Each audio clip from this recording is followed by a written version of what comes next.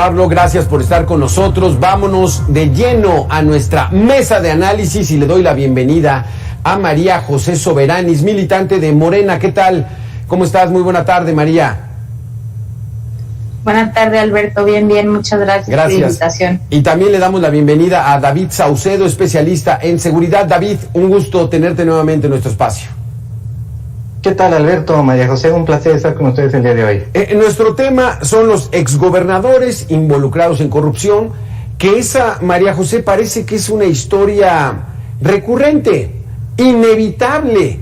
O sea, tal parece que terminan las administraciones y entonces empieza a descubrirse que hay fuga de dinero, y aquí sí, sean del partido que sean.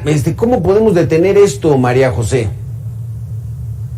Híjole, qué compleja pregunta, pero creo que valdría la pena entrarle ya de lleno al tema de las reparaciones del daño que estos personajes causan, ¿no? Creo que en México, y no me dejarán mentir, el tema de la reparación del daño se ha quedado muy corto y ha dejado mucho que desear. Si bien muchos exgobernadores han sido presentados ante la justicia de muchos estados y de varios partidos, esencialmente del PRI y del PAN, porque así es la tendencia, pues a pesar de que han enfrentado incluso condenas y tiempo en la cárcel y tal, la reparación del daño nos sigue quedando a deber bastante. Tenemos muchos casos ahí, como el exgobernador de Veracruz, los exgobernadores de Coahuila, los hermanos Moreira, que todavía desafortunadamente no han enfrentado como tal a la justicia como lo merecen. Sí. El exgobernador Yarrington, los exgobernadores en Sonora, bueno, hay para aventar al cielo, ¿no? Pero desafortunadamente pues no se queda únicamente en enfrentar años de cárcel, sino pues en tener una real reparación del daño, como sí afortunadamente lo estamos viendo en el caso del desfalco a Pemex, ¿no? Con agronitrogenados, la compra a sobreprecio de agronitrogenados, y que hoy Alonso Ancira sí está enfrentando, además de la pena correspondiente, pues sí está enfrentándose a esta exigencia por parte de la Fiscalía para reparar el daño que causó al erario. Ahí sí, David Saucedo, eso sería importante, ¿no? ¿De qué nos sirve ver al gobernador encerrado en la cárcel, sino más bien pues que se recupere todo lo que se llevó? Por ejemplo, como dice María José, el caso de agronitrogenados, pero también Emilio Lozoya, ¿no? Que dice, no, pues sí voy a devolver, pero pues se llevó mucho más de lo que estaba ofreciendo. David, ¿esa sería para la población, para el pueblo, la justicia, que se le quite lo que se llevaron?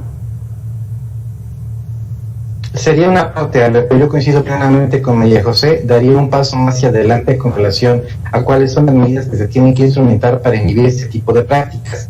En efecto, en ocasiones la detención de un exgobernador únicamente genera un chivo expiatorio que pudiera tener una alta responsabilidad en la comisión de ilícitos, pero no se procede en la reparación del daño. Por otro lado, el hecho de que haya gobernadores de este talante, es decir, estén cometiendo ilícitos de estos niveles, implica que tenemos un sistema que no es apto para poder frenar este tipo de prácticas. Me parece que se tiene que modificar no solo el tema de la impunidad, que todavía hay muchos pillos que ocuparon cargos de responsabilidad en el sector público y que no han pagado por los actos de corrupción en los que incurrieron, sino también hacer cambios profundos en el sistema para que no lleguen este tipo de personajes a los cargos de alta responsabilidad, desde los cuales se pueden servir, como dice el expresión popular, con la cuchara grande. Hay otros países que tienen experiencias en ese sentido. Por ejemplo, en Colombia hace tiempo se está instrumentando una ley de así llamada silla vacía, es decir, cuando se demuestra que algún político, diputado, senador, alcalde incurrió en actos de corrupción, específicamente al haber absorbido recursos del narcotráfico, en automático es separado del cargo este personaje, pero a su vez el partido que lo postuló no puede volver a postular a ningún representante, ningún candidato para ese mismo cargo. Es decir, si un partido X postula a un candidato para gobernador en un estado y resulta que ese gobernador cometió actos de corrupción, en automático es sancionado también en el propio partido no pudiendo postular candidatos para esta misma posición. Esto evidentemente genera muchas polémicas, generará mucha discusión, pero me parece que tenemos que empezar a aplicar de medidas draconianas para evitar que los partidos políticos postulen a cargos de elección popular a personajes que sabemos por anticipado que van a cometer actos de corrupción flagrantes. Exacto. María José, tú decías que prácticamente todos estos casos pues, son de PRI, PAN, PRD, e incluso el Partido Verde, pero bueno, también las acusaciones en contra del exgobernador de Chiapas, Manuel Velasco, pues tendrían que dejar de politizarse, porque ese ha sido el gran mal, María José, ¿no? Que se politizan los casos y no se aplica un Estado de Derecho. ¿Así consideras? Híjole, creo que no estoy tan de acuerdo, porque al final del día el servicio público pues sí tiene un trasfondo completamente político y todo lo público y también lo personal, ¿no? Entonces no podemos despolitizar estos casos, desafortunadamente. Al contrario, me parece que como bien mencionaba David, es muy importante aquí poner bajo la lupa la responsabilidad que tienen los partidos políticos después de que estos casos suceden, ¿no? Porque desafortunadamente en México tenemos una vida viendo estos casos de corrupción en los estados, en unos más que en otros, pero pues sí creo que es importante empezar a cuestionarle a las dirigencias de los partidos como sobre estas decisiones de los candidatos en la elección próxima, ¿no? Porque no nada más es, bueno, Moreira estuvo señalado por tener nexos con los Zetas y se acaba su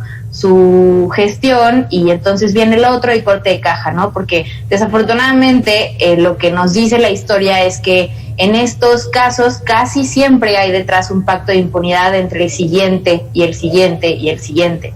Entonces, creo que ahora que este año tenemos elección en varios estados, deberíamos empezar a hablar más sobre esto y a cuestionarle a las dirigencias de nuestros respectivos partidos estas decisiones, ¿no? Ahí tenemos el caso muy claro en Tamaulipas con Francisco García Cabeza de Vaca, quien ahora el candidato, el Truco Verástegui, pues fungió como su tapadera durante los últimos 6 años y hoy, a pesar de que García Cabeza de Vaca enfrentó un proceso de desafuero y se fue a refugiar a su congreso local, hoy el que quiere darle sucesión a su gestión tiene todo el apoyo de Marco Cortés, ¿no? Entonces, un poco sí es, de nuevo, la dirigencia de su partido haciendo como oídos sordos y volteando la vista hacia el otro lado respecto a todas estas acusaciones que Cabeza de Vaca enfrentó hace no más de un año, ¿no? Y lo mismo sucede con Alito Moreno, lo mismo con Zambrano, y desafortunadamente hay que romper ese pacto de impunidad y nosotros como militantes de nuestros respectivos partidos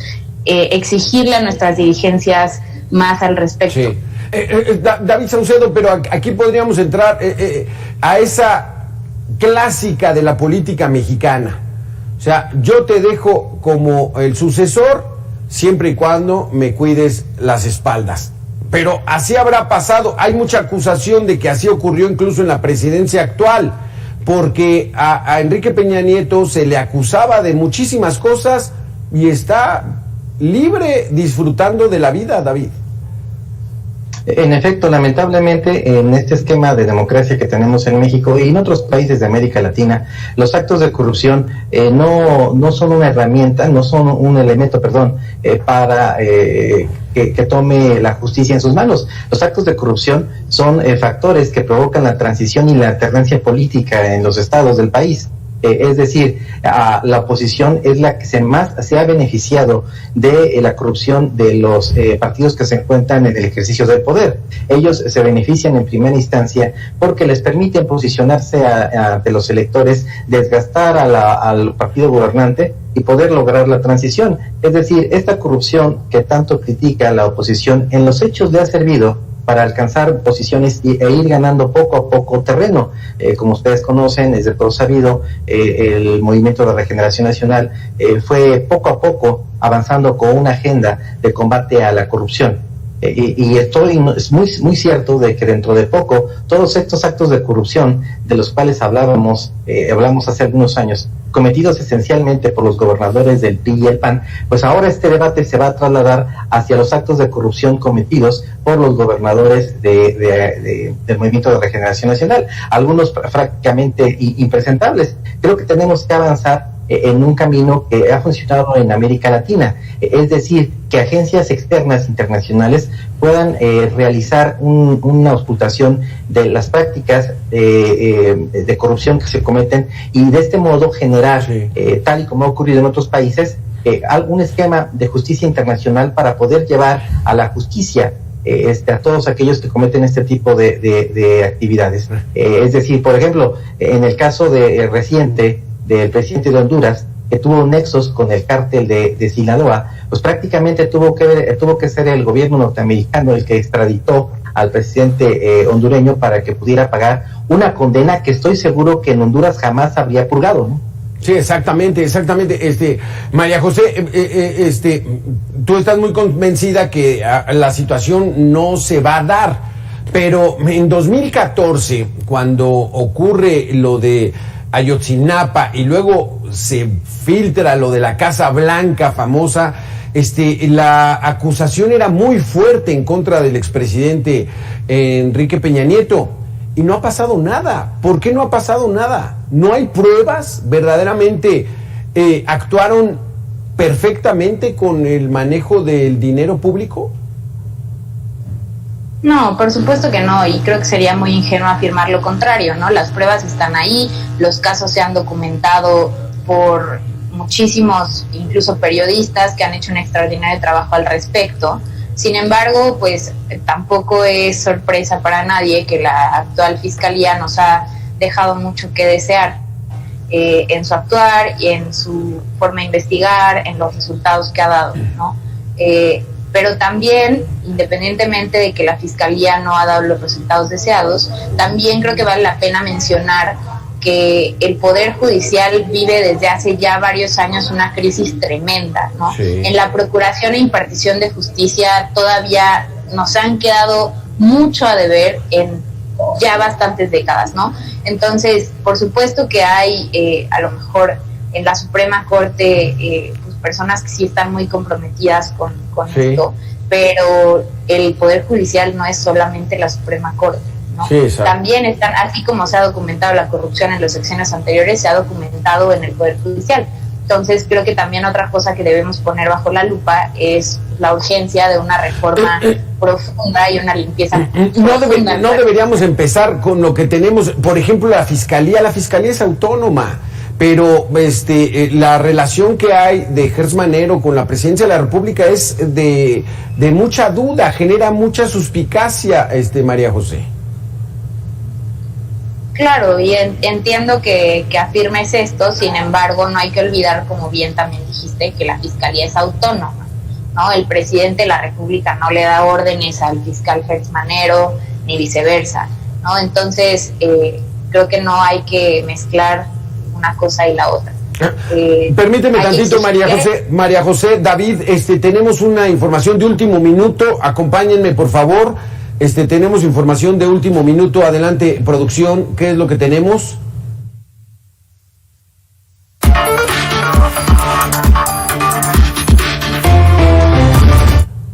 Información de último momento, hace unos instantes se desplomó un helicóptero de la Marina en Mazatlán, Sinaloa. Alejandro Gallardo, reportero de Mega Noticias, nos tienes el reporte. Adelante, Alejandro, muy buena tarde.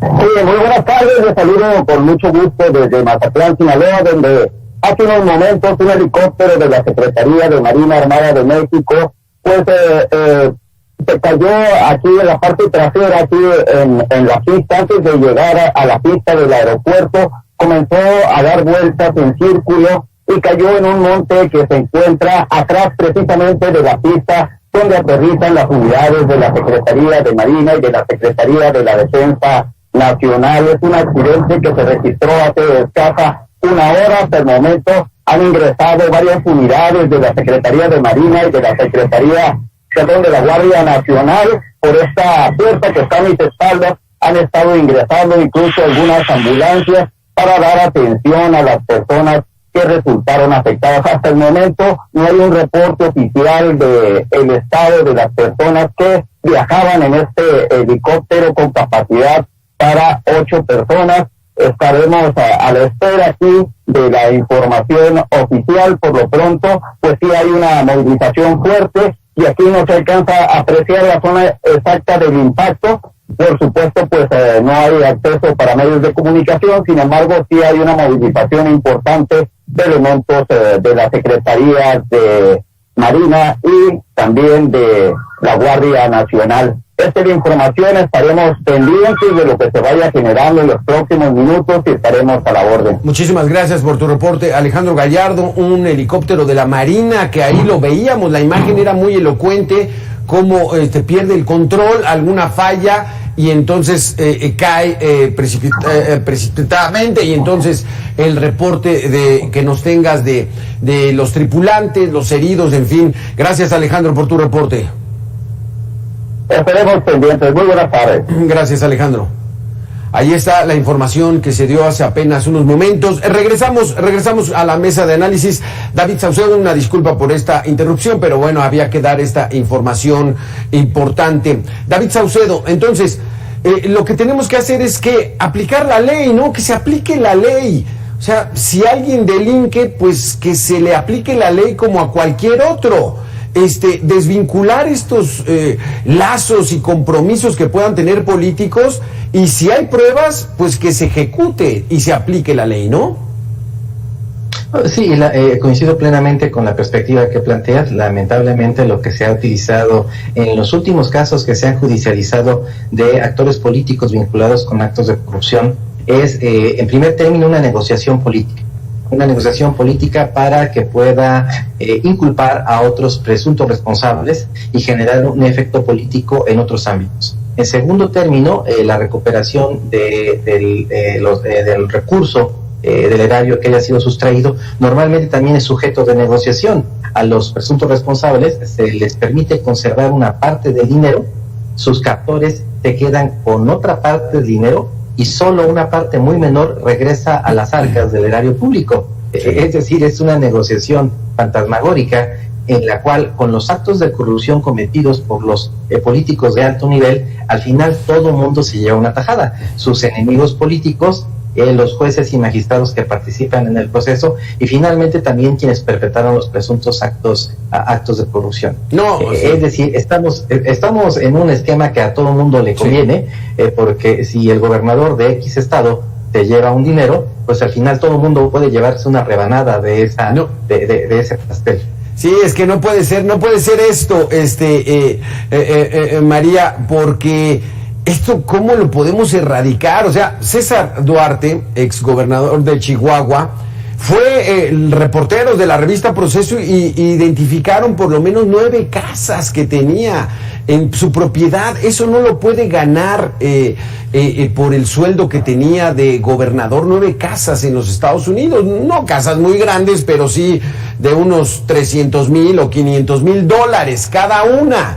Entonces, ¿qué tenemos que hacer, María José, para que la sociedad empiece a tener verdaderamente confianza en sus autoridades y esto se erradique para siempre? Bueno, yo creo que en el caso concreto que tú comentas, la gente en Coahuila lo sabe perfecto, porque así ha sido toda la vida, y volvemos a lo mismo, el pacto de impunidad, gobierno tras gobierno priista en los últimos 100 años siempre ha estado ahí, ¿no? Entonces, ¿qué tenemos que hacer? Un poco lo que ya comentábamos, es urgente una reforma profunda al Poder Judicial, es urgente que la Fiscalía empiece a dar resultados más efectivos, y sobre todo, yo pienso que sí deberíamos empezar a exigirle a las dirigencias de los partidos, porque no es posible que un gobernador acusado por lavado de dinero, por defraudación fiscal y por nexos con el crimen organizado incluso, termine su sexenio y deje a su compadre o a su exsecretario de Finanzas o alguien de esta naturaleza como su sucesor, ¿no? Y que los partidos y las dirigencias y los procesos internos hagan oídos sordos a estas cuestiones, ¿no? Entonces, creo que ahora que vienen las elecciones en 6 estados en el próximo junio, bien nos haría exigirle también no solo a nuestras autoridades, sino también a nuestros partidos políticos, porque pues tampoco podemos, sería muy ingenuo afirmar que no tienen conocimiento de estas cuestiones, o incluso cabe la posibilidad de que los mismos dirigentes se hayan visto beneficiados por todos estos casos de corrupción, de robo y de desfalco al erario, sí, que sus gobernadores, que ellos mismos postularon y bancaron, pues fueron artífices. Es que hay, o sea, nuestra lista es interminable, que incluye a todos los partidos, María José. O sea, el dirigente de Morena, Mario Delgado, involucrado en presuntos desvíos de la línea 12, con el canciller cuando eran jefe de gobierno, en fin. Este entramado está muy, muy complicado de solucionarse, David. No, definitivamente. Lo que pasa es que conforme va avanzando la transición, en este caso en México estamos transitando desde hace 3 años hacia un esquema de gobiernos de izquierda elegidos democráticamente. Lo más probable es que esta transición continúe en América Latina, como lo escribió en su momento el politólogo Samuel P. Huntington. Normalmente los gobiernos de izquierda presidenciales en América Latina duran 2 periodos, es decir, es de suponer que durante el siguiente sexenio también tengamos un gobierno federal de izquierda. Incluso las elecciones de este año, de acuerdo con todas las encuestas, de las 6 gubernaturas en disputa, 4 pasarán a manos del Movimiento de Regeneración Nacional. Es decir, tenemos que construir un modelo de combate de corrupción para lo que será en un futuro los gobiernos de izquierda.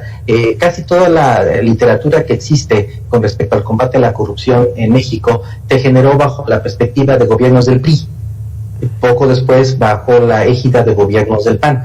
Pero estamos en una dinámica distinta. Tenemos que encontrar modalidades para poder auditar los megaproyectos de la 4T. Tenemos que encontrar algún esquema para poder independizar al Poder Judicial de este esquema de dependencia que tiene, por ejemplo, el fiscal Gertz Manero del presidente Andrés Manuel López Obrador. Tenemos que encontrar alguna modalidad para que en los estados los gobernadores de izquierda que empiecen a tomar posesión del Poder Ejecutivo Estatal en las entidades del país, no se utilice este esquema de combate a la corrupción para destruir a sus enemigos políticos, porque eso es lo que van a hacer con la intención de consolidar un electorado, una base de votantes a favor de Morena. Es decir, todo esto está muy móvil, es una tarea titánica, es muy compleja, sobre todo porque la oposición tampoco ha encontrado una narrativa con la cual pueda poner un freno a toda esta narrativa que genera la izquierda de lanzar asignaciones de contratos sin licitar por motivos de seguridad nacional, de deshacerse de órganos de competencia, de órganos de control, de órganos que auditan, porque interfieren en la labor de gobierno. Tienen cierta razón en esto que señalan, pero evidentemente exageran los problemas que tiene el funcionamiento de los mecanismos de control del gasto público para borrar cualquier tipo de control del gasto público. Entonces será una tarea muy complicada en donde los medios de comunicación y académicos tendrán que realizar una labor de contrapeso. Exactamente. María José, como última pregunta, pues bueno, Morena no puede garantizar que todos sus miembros sean gente honesta, proba, o sea, la tentación del dinero cae a cualquiera, ¿no? Y entonces es probable que surjan estos casos y ojalá se atiendan con esa visión que siempre han tenido de que haya justicia para el pueblo.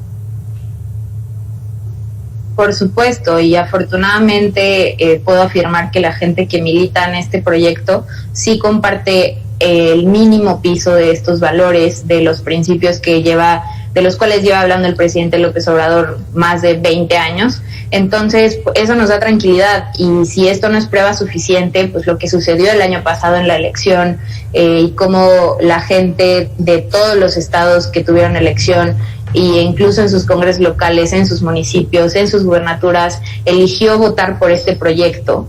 Y como ya lo mencionaba David, todo parece indicar que el próximo 5 de junio también seguirán eligiendo este proyecto, y es por algo, ¿no? No es solamente un hartazgo porque los últimos 100 años vivimos cooptados por el pacto de impunidad que hubo entre el PRI y el PAN, y que hoy es todavía más evidente, sino porque representa muchas cosas que el pueblo pidió durante décadas y que nunca se vieron materializadas en sus gobiernos ni en sus representantes. Bueno, que el PRI duró 71 años y el primer gobernador del PAN llegó hasta 1989, o sea, no se veía como que mucho pacto. Era una hegemonía absoluta del PRI, la oposición estaba muy arriesgada, pero desafortunadamente se nos acabó el tiempo. Muchísimas gracias, María José Soberanis y David Saucedo, por haber estado con nosotros. Muy interesante. Esperemos volver a tener una mesa de análisis para seguir con este tema de corrupción que tanto nos interesa a todos los mexicanos. Muchísimas gracias. Gracias, Alberto. Gracias, María José. Un abrazo. Saludos. Hasta aquí este espacio de información. Le doy rápidamente la bienvenida